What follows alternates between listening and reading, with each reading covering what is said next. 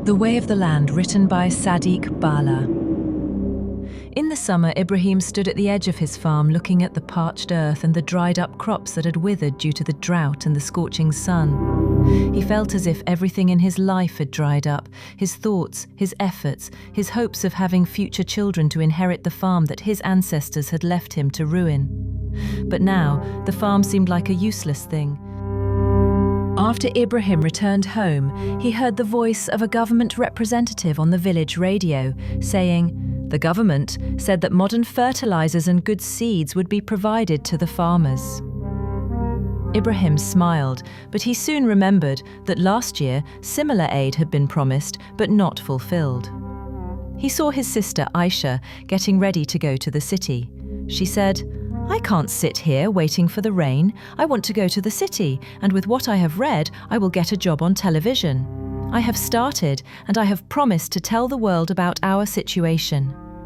Ibrahim thought about how their culture was disappearing. The villagers were moving away, their language was changing, and their religion was becoming questionable.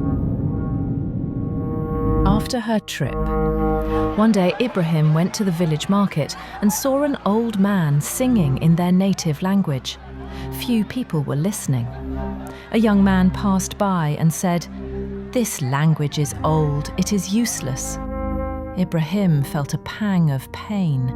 He remembered how his father had told him, "If you lose your language, you lose your identity." At home, his mother told him that they had been given a 2-month deadline before their farm was confiscated due to a previous conflict between them and their mother's relatives, because they had not provided any solid evidence. The government said the land would be turned into an industrial park to end the conflict.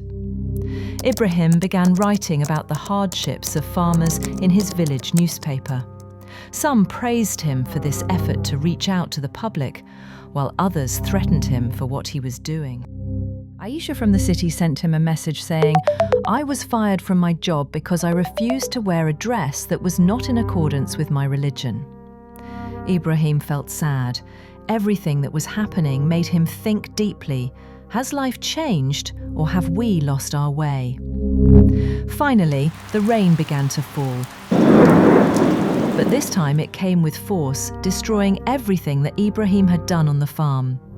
He sat on the ground, watching the water pour down, thinking about everything in his mind. An old teacher, Malam Adamu, came to him and said, "Ibrahim, life is like your farm. It requires patience and struggle. Even if the water destroys what you have done, then do it again." Raised his head and saw the sun coming out from behind the clouds. He decided to continue writing stories, to teach their language to young children, and to increase his efforts in agriculture. Although everything he did was difficult, he realized that truth and perseverance are valuable. This is the end of Ibrahim's story. What lesson did you take from the story? And what was the story about? Write in the comment section and subscribe